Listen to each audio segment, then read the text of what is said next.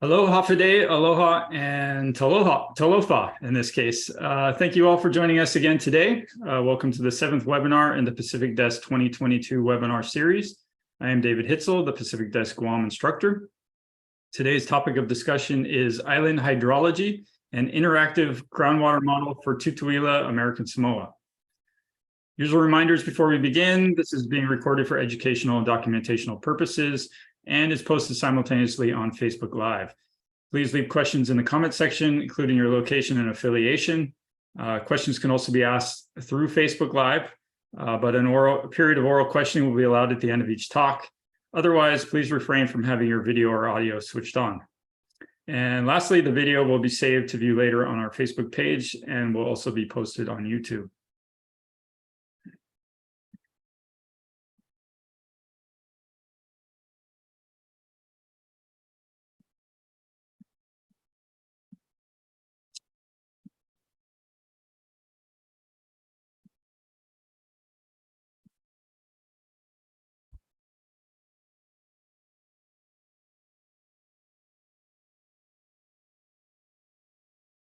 Sorry, a little technical difficulty. Let's try that again.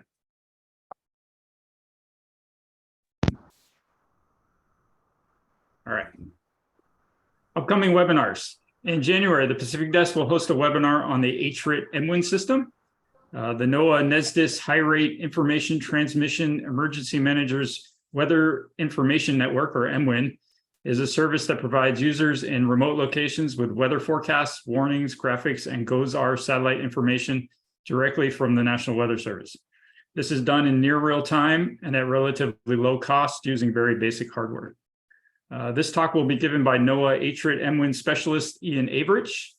And then this is our final webinar for 2022, but I still have some ideas for webinars for 2023. Jennifer and I are going to go back to regular training, but maybe during the off season, we'll do a couple of webinars. Okay, and today our speaker is Dr. Christopher Shuler. He's a hydrology researcher with the UH Water Resources Research Center. Chris has authored several papers concerning collaborative groundwater modeling, nutrient loading in small tropical island watersheds, groundwater contamination in basaltic island aquifers, and rainwater harvesting. He has also developed a collaborative modeling program with stakeholders and water resource managers in American Samoa.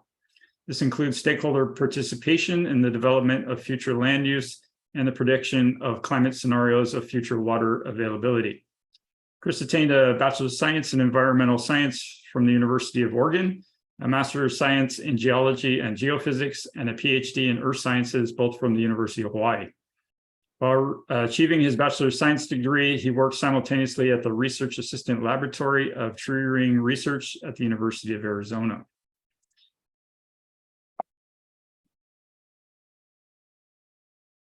The UH Water Resources Research Center is a technical research unit with a stated mission of promoting understanding of critical state and regional water resource management and policy issues through research, community outreach, and public education.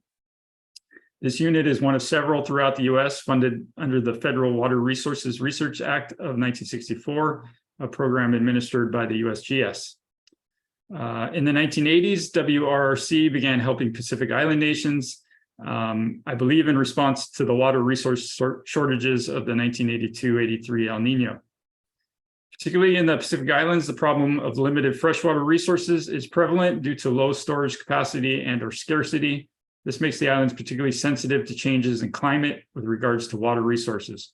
The WRRC therefore monitors U.S.-affiliated island water resources and researches issues related to changes in climate, land use, local infrastructure, and vegetation. The WRRC research team is comprised of hydrologists, engineers, geographers, geologists, geophysicists, and microbiologists.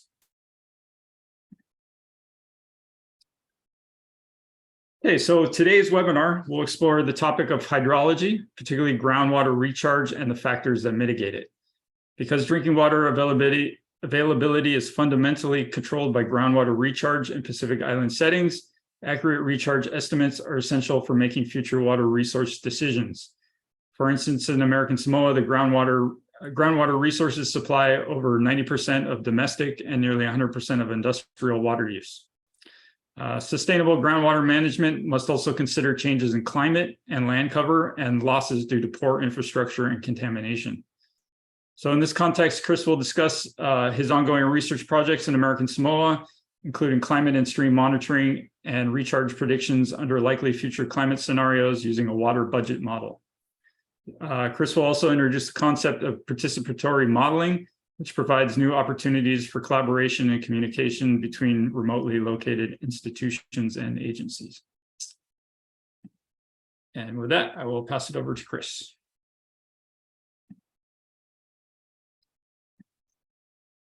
Thanks very much, David. And yeah, I just wanted to thank everybody here for coming out and coming to this presentation today and yeah, taking an interest in the work that I'll share today. And and actually, David said ongoing research. A lot, some of the projects I'll present today are ongoing. Some of them are, like I think Shelley's in the audience.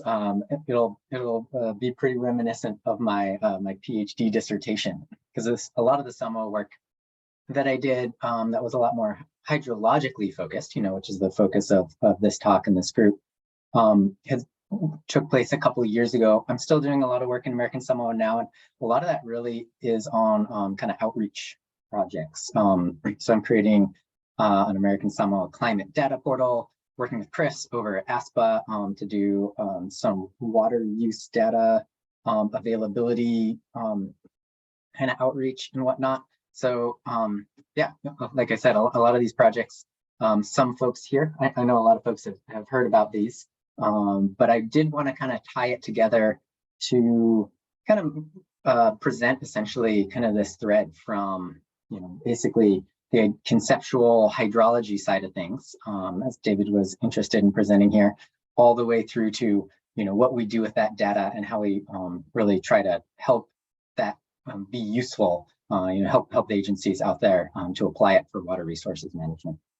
So before I really get going too, I also want to just do some acknowledgements. Big shout out to American Samoa Power Authority, American Samoa EPA, folks that have worked there, Tim Bodell, for example, and American Samoa Community College. I know Ian Gurr's on the call. None of this work would have been possible without a ton of support from folks in American Samoa, as well as a number of team members here at the university. So I didn't have enough space to list everybody, so I figured I'd just give a shout out to everybody at the beginning here. Folks can see my screen, yeah? Awesome. So quick, just kind of regionalized introduction to American Samoa and the Samoan archipelago. Folks that are familiar with Hawaii recognize this idea of a hotspot island chain where the there's a hotspot underneath the crust. The Pacific plate is moving in a kind of lateral direction, and that makes the island chain grow from west to east, essentially.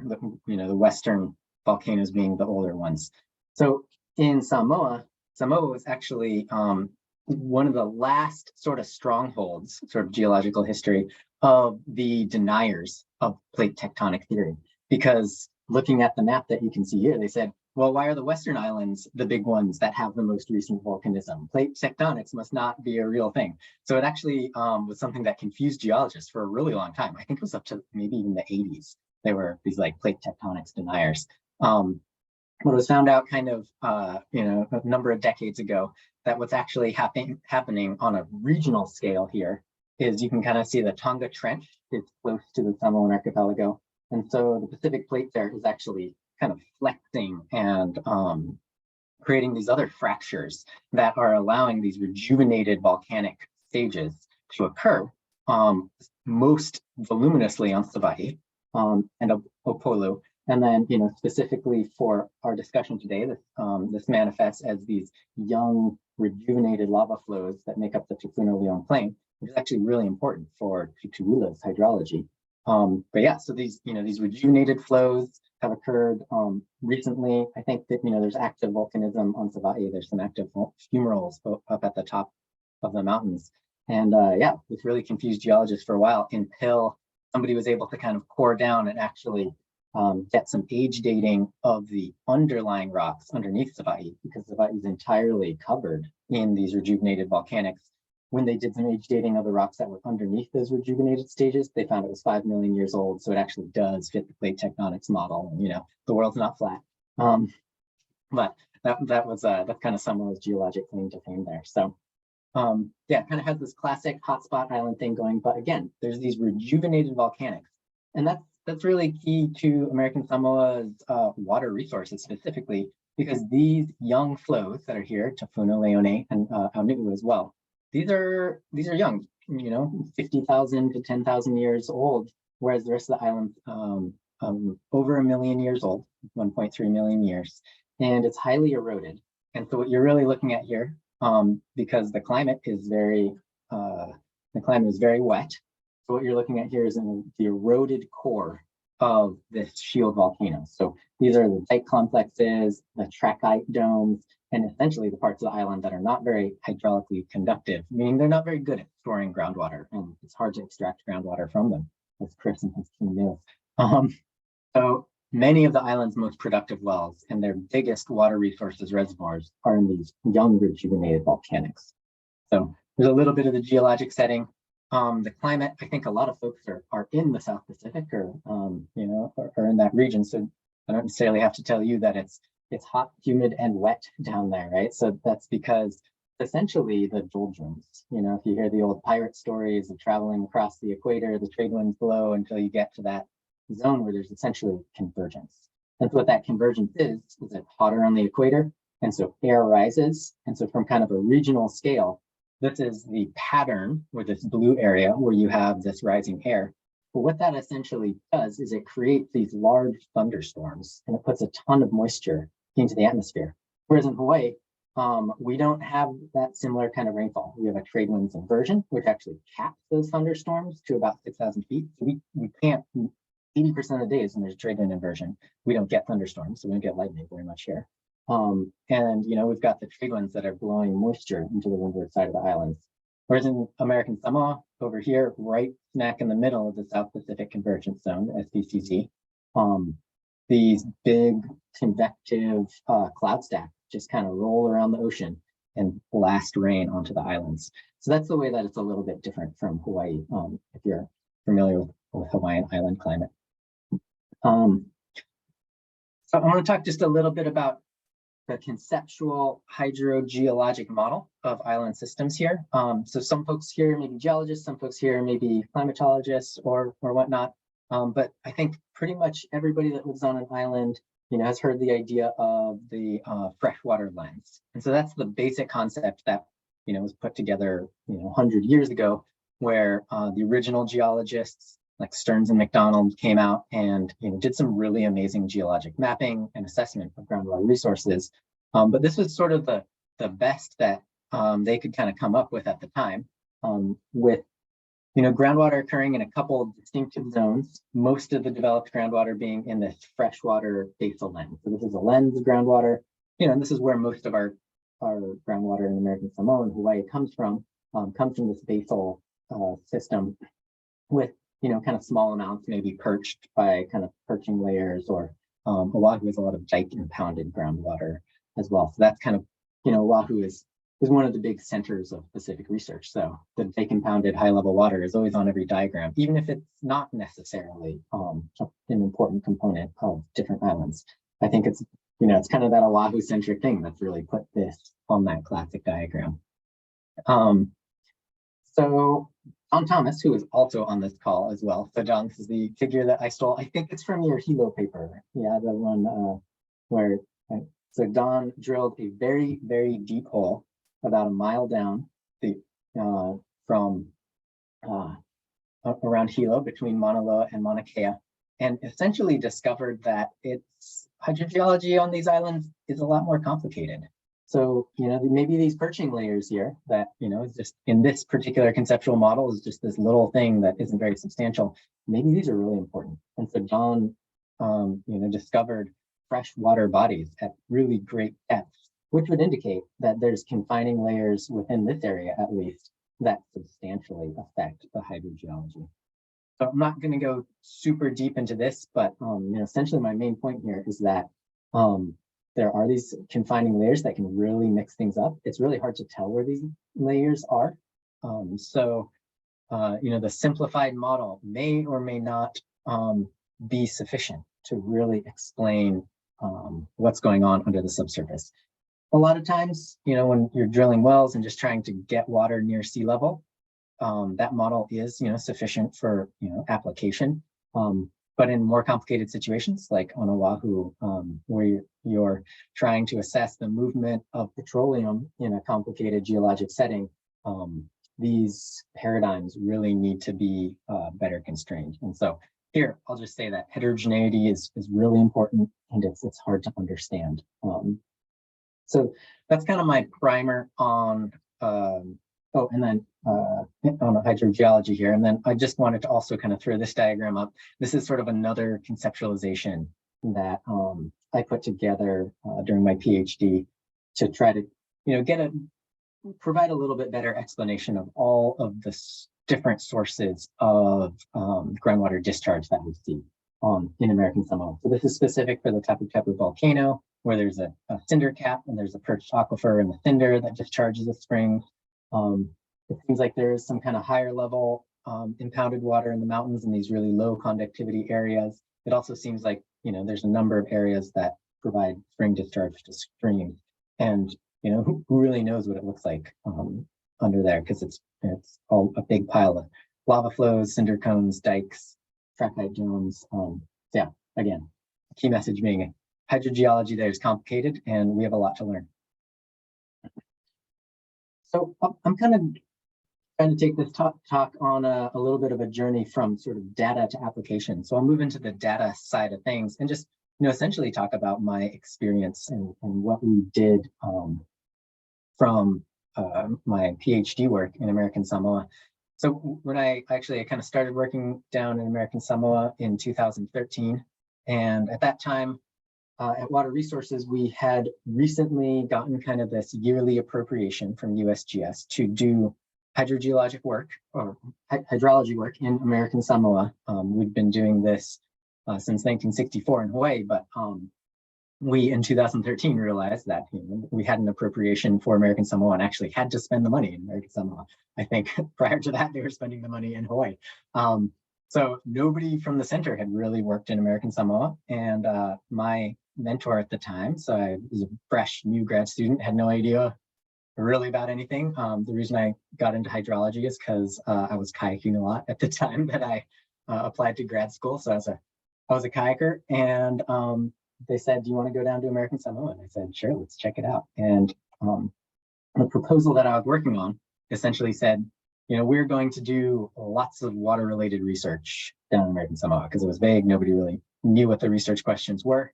And so essentially what I did was lots of water-related research in American Samoa, and kind of led me on this journey from data collection to modeling. So the data collection side of things here on this picture is our hydrologic monitoring network. And we started this monitoring in 2015 with a couple of cheap weather stations. And we're continuing that to this day. We've actually got a full-time technician down there now. And he's maintaining a series of weather stations and stream gauges. So these are the original weather stations that we put up. And at this point now we have 5 Campbell Scientific, kind of a little bit higher grade weather stations. They last a little bit longer. And we're measuring rainfall, wind, temperature, humidity, and solar radiation. So just very basic parameters. We're trying to essentially fill a gap in climate and rainfall monitoring that was left when USGS kind of ran out of funding in 2008 and then pulled their monitoring activities out of the territory. So we're taking these measurements, as I said earlier, this data, we're kind of building some data portal infrastructure so that this will be more available online. At present, there's some of our older data on the ASPA website at this ASPA weather station data site. And yeah, like I said, we're kind of actively working to revamp that. So we're in a little bit of a data availability transition right now. We also have a number of stream gauges out on the landscape. We've got 7 of these still, and they're essentially just pressure transducers in these kind of housing, and our technician goes out every once in a while to update the rating curves of the flow meter. And here's a map of most of the stations. This is a little bit outdated. I think the station is washed out. So these blue triangles, I think, are the 7 remaining stream gauges. And actually, we just put a new one in Tutuila. So maybe, I think we have 8 now. And some of these weather stations have been discontinued, but we've got 5 weather stations up, and we just put a new one in Nuku on my last trip out there. So that dot is not on this map. So we have 5 weather stations now as well. So that's kind of the hydrologic data that we're collecting. We're also working on well monitoring, trying to monitor salinity and chlorides in the wells. And that's a project we're working on with ASPA and hoping to expand that in a little bit more as well. So I'll kind of jump onto the application of that data. So, we're collecting this weather data, and it's great to know how much it rains. And that's kind of useful, and it's useful for engineering applications, to design roads and whatnot to fit the amount of rain that's falling. But to understand how to design things into the future with future climate change, and then to also, get a little bit more in-depth knowledge on things like groundwater recharge, which is really a much more important parameter for groundwater development. We have to do some water budget modeling. So water budget modeling is essentially, it's sort of a fancy version of looking at the water cycle. So I've got a 4-year-old daughter. She's learns about the water cycle in her preschool, and I do pretty similar stuff in with my PhD here. It's a little more boring than the color diagram with the happy sun there, but basically the same idea. So I put together a water budget model using SWB2, so that's a USGS model, and it essentially takes precipitation as an input, puts it onto the landscape with a number of different geospatial layers. I'll show this in a second, and then partitions it into what runs off the landscape, what the plants evapotranspire, what goes into the soil, and then ultimately is able to calculate groundwater recharge from a very simple equation here. So it gets a little more complicated when you put all of the inputs and layers into it. So these are the inputs that go into the water budget model. And the ones I've highlighted here, so this gridded monthly precipitation. So that comes from our weather station data. So this and the temporal rainfall distributions, as well as the runoff to rainfalls ratios, which come from our stream gauging data. So those are the inputs that come into this, and the rest of these are essentially geospatial gridded files that the water budget model is kind of just a big geospatial calculator. Sort of piles those on top of each other, uses a couple of equations to calculate how much evapotranspiration occurs, how much runoff occurs, how that's spatially distributed, and allows us to create these spatially distributed maps of different water budget parameters. So this is the evapotranspiration map. This is the interception map. So this is canopy interception, taking rainfall as an input, calculating runoff, and then the key one for water resources management that I'm interested in for groundwater modeling, and ASPA is interested in for water resources management, is net infiltration. So here's kind of a zoomed in picture of that recharge map here. And so this is a high resolution spatial recharge map and this is average annual, but it also calculates on a seasonal basis as well, to look at the distribution of recharge, considering all of the factors that went into it. So island-wide, the results of that water budget modeling show that a lot of the groundwater in American Samoa ends up going through the soil and into the aquifers. So this is a huge percentage, right? Almost 60% of the rainfall, the precipitation, is infiltrated. That seems like a really high number, but also the caveat with that is you have to remember too that a lot of this also discharges as base flow. So the recharge model just is looking at water that moves past the bottom of the soil zone and does not consider the water that then goes into the aquifer and then discharges into the stream. So American Samoa is really blessed with many perennial streams. I think there's over 100 perennial streams throughout the island, and all of these little watersheds radiating out from the volcanoes. And a lot of this this recharge does discharge on a kind of a flow basis as base flow as well. But here's the percentages for kind of the other main water budget components.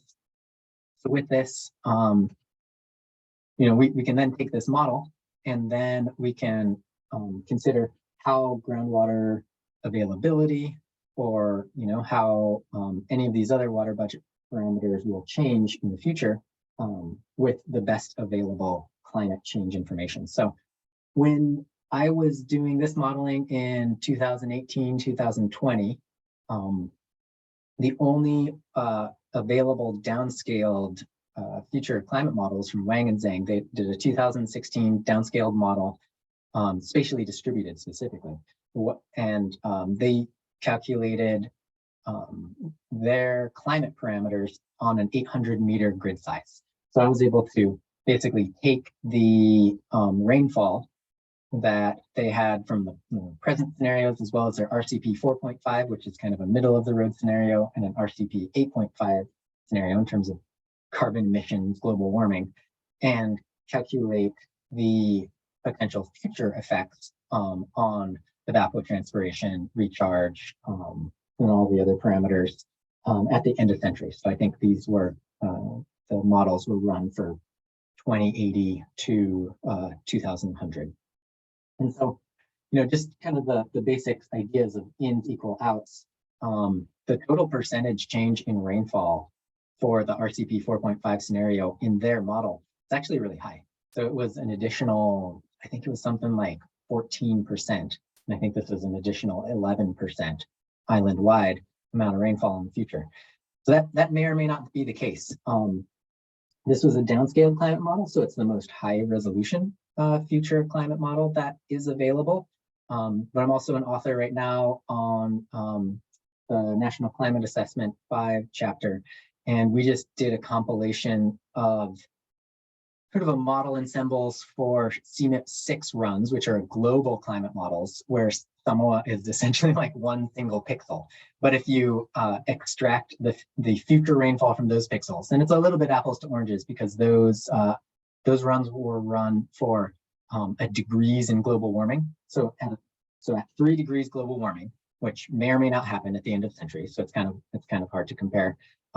We did not see this large of an increase in rainfall. So, just kind of saying the standard caveat on future climate models is, every model produces different results, and these results have a lot of inherent uncertainties baked into them. But nonetheless, there's something that we can use to at least put kind of some barriers on our management and, to think about what may happen in the future. And, kind of the cool thing with this water budget modeling is that we can then take these inputs and then do these scenarios. So that was something we were able to do. And, I suppose we could do it again if we had, some updated future climate scenarios. All of this work is actually open source. And so all the code, all of the input data and everything is all available on GitHub. All the scripts are written in Jupyter notebooks. So ideally, the goal would be that the barrier to entry to revise this work or to, add new inputs, hopefully would be pretty low. So with that, I'll kind of move into the application of that recharge coverage. So, it's nice to know recharge.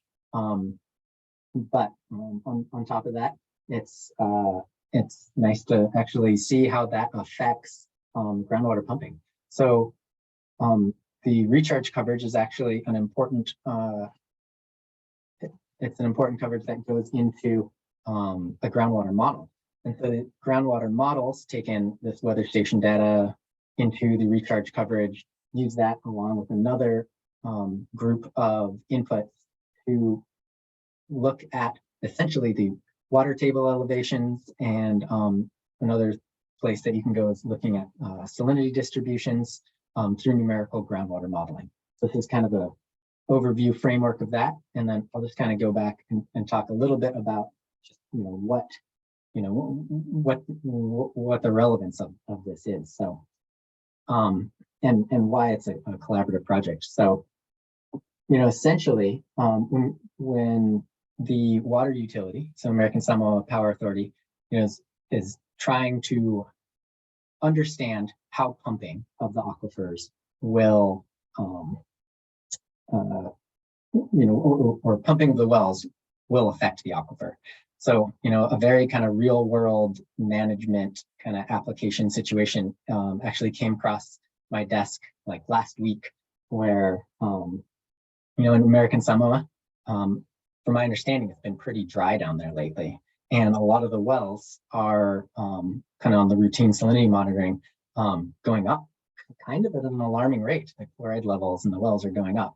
So the chief water engineer sent out a message to some of the staff that said, we need to do an assessment of the aquifer health, write up a report for, understanding like what data we have, what that data is saying, and how, how critical of, a water issue are we going to have on our hands right now, specifically with the drought, and then also with future climate change. So, and that report is something that's important for the water department to, use if they're going to declare a water shortage. They have to have that information and that data in order to, access emergency funding, or, just communicate to their customers. So, these are some of the management kind of applications and mandates that are coming from the American Samoa Power Authority.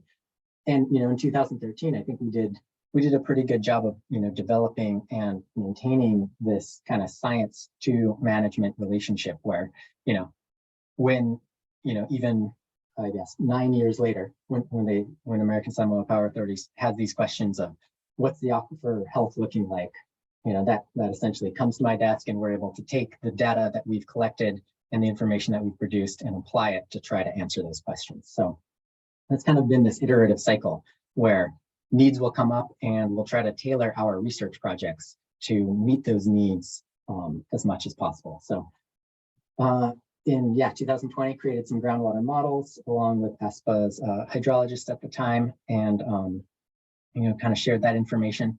And one of the things that came out from some conversations from that is, one of the useful applications of these groundwater models was to understand how the water table would interact with buried infrastructure. So buried sewer lines and water lines and whatnot under sea level rise. So what we were able to do is take some of the groundwater models that we produced in 2020 and spin them up again, and then reapply them to add sea level rise in kind of the most vulnerable area of the island. So this is kind of the last little section of my talk here, where this is a new project that I'm actively working on right now to apply groundwater models essentially in Pongo Harbor. And so Pongo Harbor, it's the seat of the territorial government. It's got the largest industry, it's got the only hospital. And really the reason that we're modeling it here is because the mountains rise up very steep in the harbor, and there's a lot of development. There's not much land, and the road goes right along the harbor, along the ocean. And so there's lots and lots of infrastructure. It's one of the only places there's buried power lines on the island, and it's one of the few places that there's sewers. So there's all kinds of critical infrastructure that's very close to the water table. And so as sea levels rise, this infrastructure gets closer and closer to being completely inundated all the time in saltwater, which adds to corrosion problems, inflow, inundation, and sewer lines. And I guess a lot of the power lines actually are waterproof. I'm sure they're subject to worse corrosion in saltwater, but one of the reasons that I started this project, a little anecdote here, is I was helping out with the GPR survey, and we found a vault where there was a 440 volt power line, buried power line. The vault was completely full of seawater. And all of this is kind of backed up because that just seemed like an accident waiting to happen. But I guess those power lines, they are a little bit waterproof. But regardless, having things floating in seawater is probably not a good thing. So came up with this sea level rise project to try to get a better understanding, essentially, of groundwater inundation. So, you know, and I can't say that I've done a ton of work in this because Shelley Hable is in the room, and she's, you know, she's kind of our local, like, regional master on groundwater inundation. But this little project was kind of trying to take a page out of Shelley's book and use, you know, our ModFlow model to not only predict where sort of surface flooding may affect surface infrastructure like roads and whatnot, but also where groundwater inundation from below would affect critical infrastructure. So here's some of those inputs again. So this is kind of the model inputs. You know, you've got all the basic model, groundwater model inputs, that recharge coverage, and we spent some time collecting the as-built geospatial files of these infrastructure features, such as the lift stations, water boosters, sewer lines, water lines, roads, buildings, things like that. And essentially running the model and then geospatially intersecting it with the infrastructure, with kind of an assumption that most of the infrastructure down there is at about 1 meter deep. There's not very good records on exactly where everything is, so it's kind of plus or minus. But we're able to model the amount of infrastructure that would intersect the water table, the groundwater table, at present day, which is around 1% of the surface infrastructure and 4% of the buried infrastructure, up to 2.4 meters of sea level rise. So no time period on this, just, you know, an amount of sea level rise, just assuming kind of isostatic buoyancy of the freshwater lens, would result in 10% of surface infrastructure and 30% of buried infrastructure continually being inundated with salt water. We were able to validate this kind of looking at where the model in present day predicted surface water features, which are, you know, in some of the canals and streams where there is kind of present day standing water. And, you know, it also does show kind of surface flooding, which I guess could be compared to the bathtub models. I haven't done that yet, but that would be an interesting validation as well, in comparison to some of the models. Yeah, so not to ramble on too much, but I wanted to leave a lot of time for questions. So with that, I'll stop talking with the slides, and if anybody has any questions, I'd love to hear them. Thanks. Thank you, Chris. I know Eleanor had a question in the comments.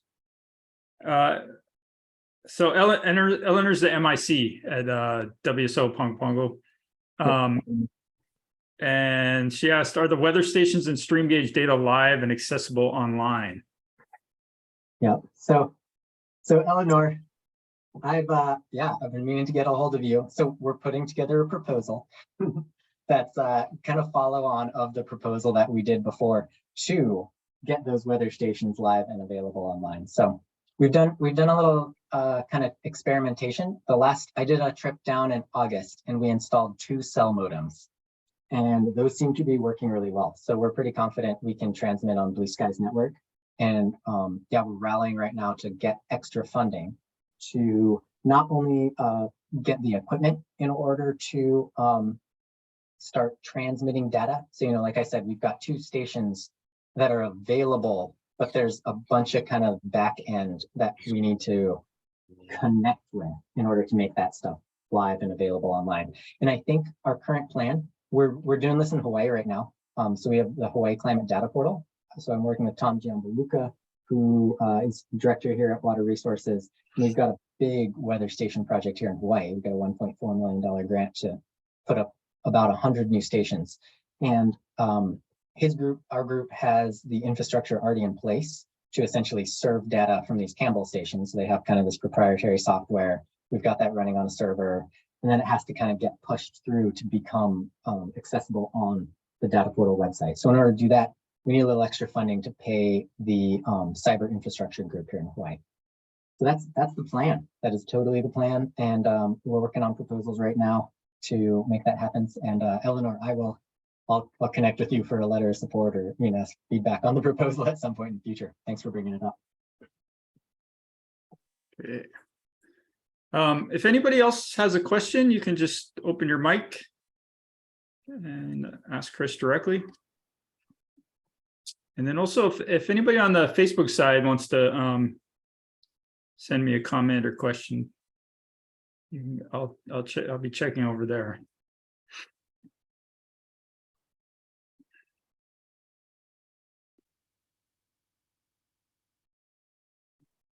Okay. Maybe as we wait, my question, because I come from a mesoscale modeling background. I'm wondering, so your input for precipitation is, I mean, obviously for the climate predictions, it's from models. But in the shorter time scale, do you use models? Do you only use the observations? And how much do you trust the rainfall coming out of the models? Yeah, I got you. So, yeah, I guess with our rainfall data, my focus recently has been a lot more on kind of like the research to operations side of things. So there's a big initiative out of University of Alabama, Cairo Initiative. It's an institute, if folks have heard about that. And it's something that we got tied into with through Water Resources Research Center here at University of Hawaii. We're one of these institutes in this like big national kind of $360 million program. And it's essentially really tied to the National Water Model, which is focused on stream flow hydrologic prediction based on weather forecasts. So, you know, essentially a while ago, I saw a presentation on the National Water Model. Kevin Kodama, the hydrologist here in Honolulu, presented about it. And I thought, oh, wow, it'd be a great idea to get, you know, to spin up a version of the National Water Model in American Samoa. And I kind of started researching down that path. And then quickly realized that this was like, oh, it's going to take like a $360 million project to like really make this happen. It's a humongous kind of ask to make that occur. So one of the very first steps is procuring more real-time rainfall data and other climate parameters in American Samoa. Because currently, National Weather Service basically has one weather station at the airport. So this weather monitoring is really like the first baby step towards doing better modeling. And I think at this point, like our proposals for like this year and the next 3 years will really focus on getting this weather station data available to National Weather Service, and then kind of using that, more just sort of on the like qualitative forecasting side to help them aid in their flood forecasts, or just ingest into whatever systems that they use and trust to create their forecasts. From there, I think, yeah, we're definitely interested in developing better climate forecasting models and tying that into hydrologic models. But that's, I now realize that is many years down the road. So yeah, did that answer your question? Yeah. Yeah, so baby steps first, basically. So yeah, we just need to produce the data first. I think that's the first step.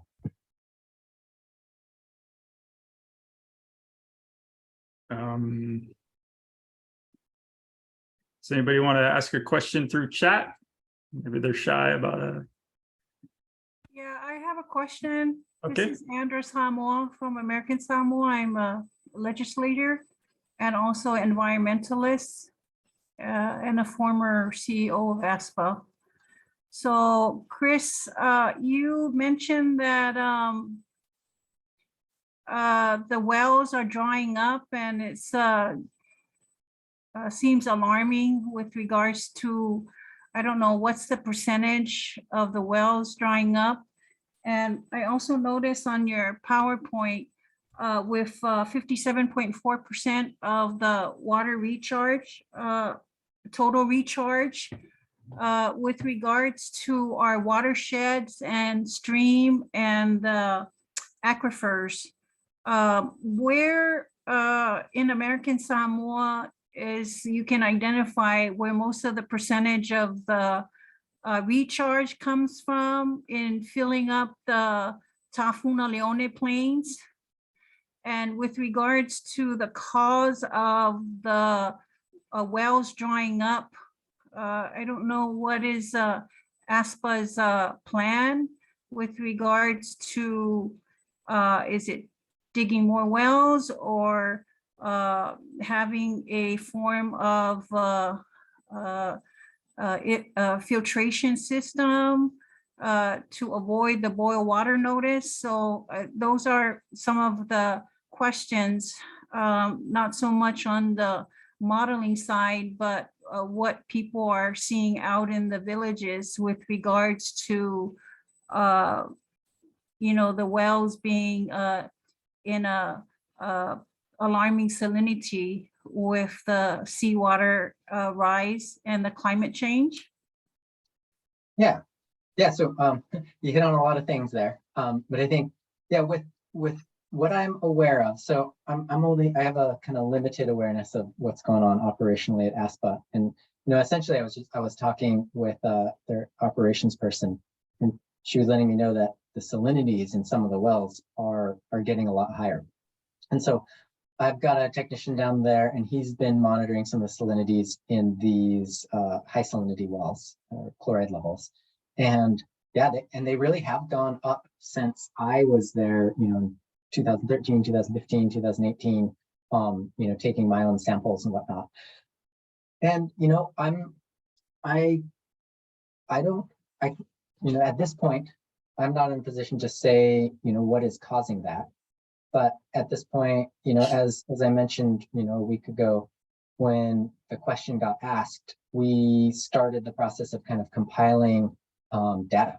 So we're trying to help look into that by looking at rainfall data, by looking at the groundwater pumpage data. Is that something that can affect salinities? Looking at the actual chloride salinity data themselves, and then the water level data that we have available to us too. So the goal will be to take those pieces of information to try to answer that question that you asked. I don't think the wells are necessarily drying up. My impression is that salinities are getting higher. So there's still water in there, but the water is getting saltier from what I have seen, from the information that I've seen. So we'll look into that. And then you asked about where the main recharge areas are. So this map here up on the screen shows, these red areas are the high recharge areas, and that's because of mountain front recharge that's being calculated in the model. I think in any of these mountain front areas, we only put mountain front recharge in these areas that we could define, and these were defined formerly by some USGS work as well. But yeah, these, the mountains really do put a lot of water into the kind of northern boundary of the Tutuila and Northern Plains here, making this, one of the most productive areas for groundwater development. So when salinities do go up in this area, it is something that warrants looking into. Did I answer most of your questions there?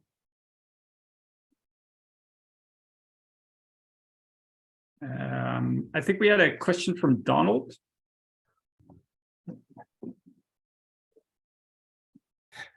Thank you. Yes, a quick question.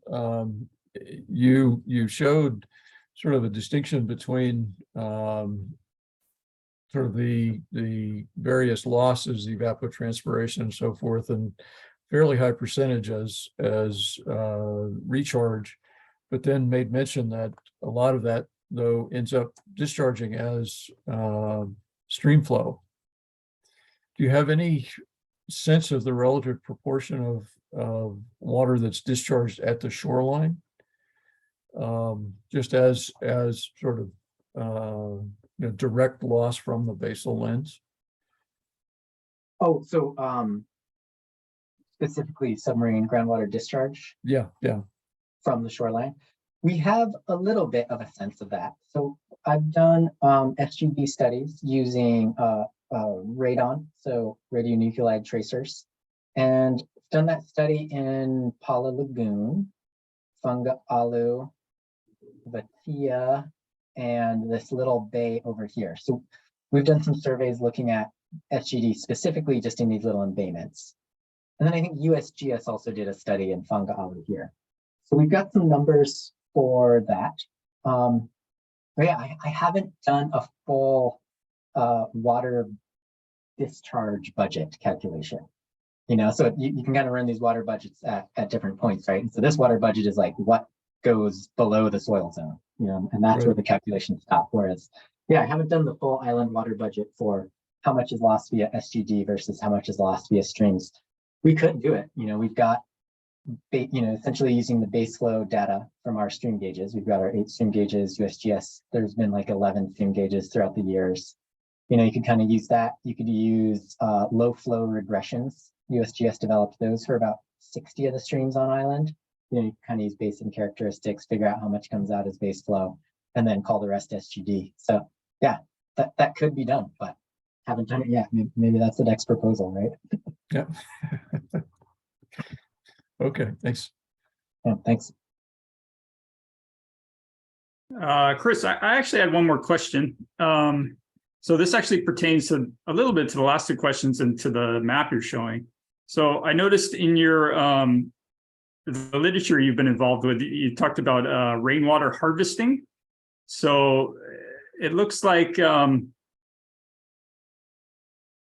areas where it rains a lot, where there's like mesoscale effects and it rains a lot, I'm guessing are not always necessarily the best place for trapping water.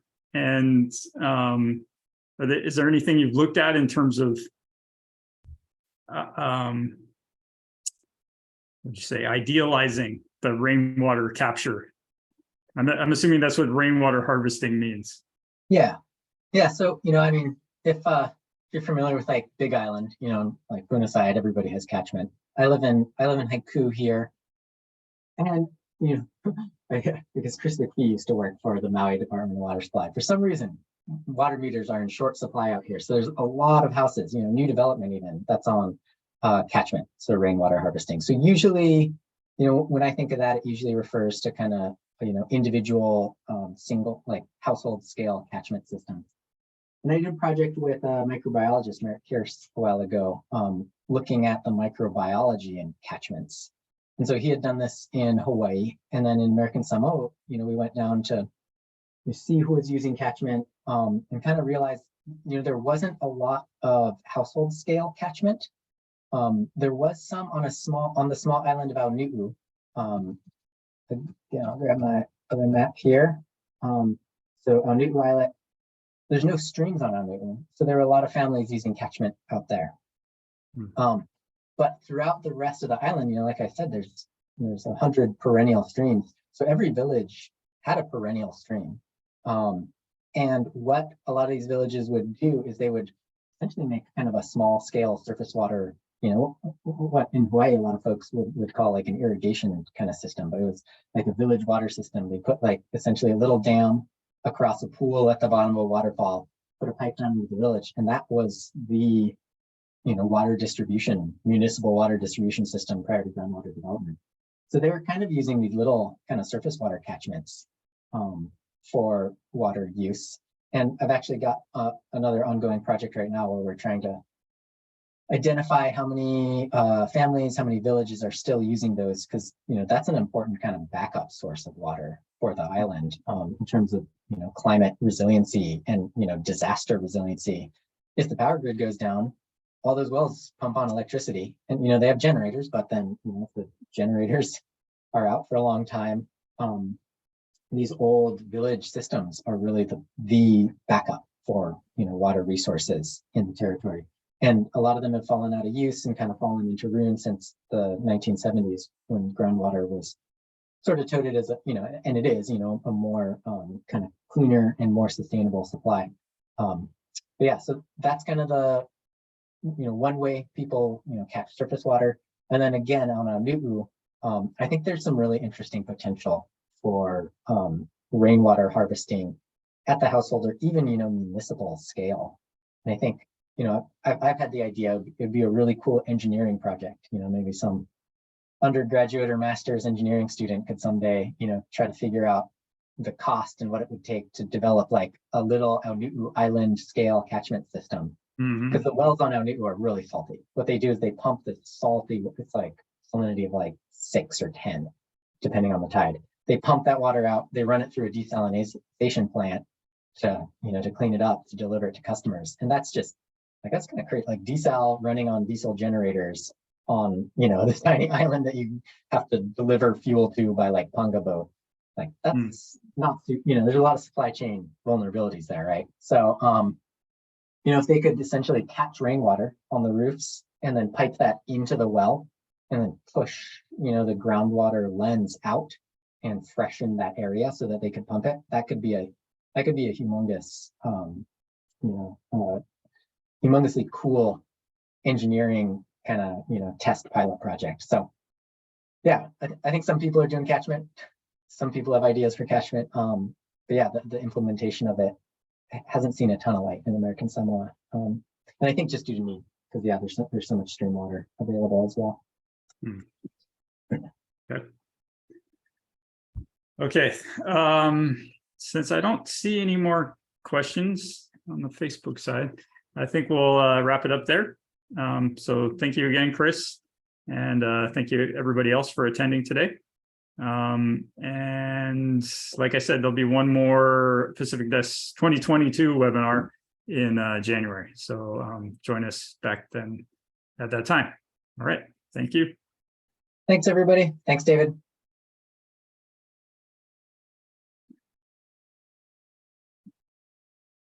And thanks, Jennifer, as well.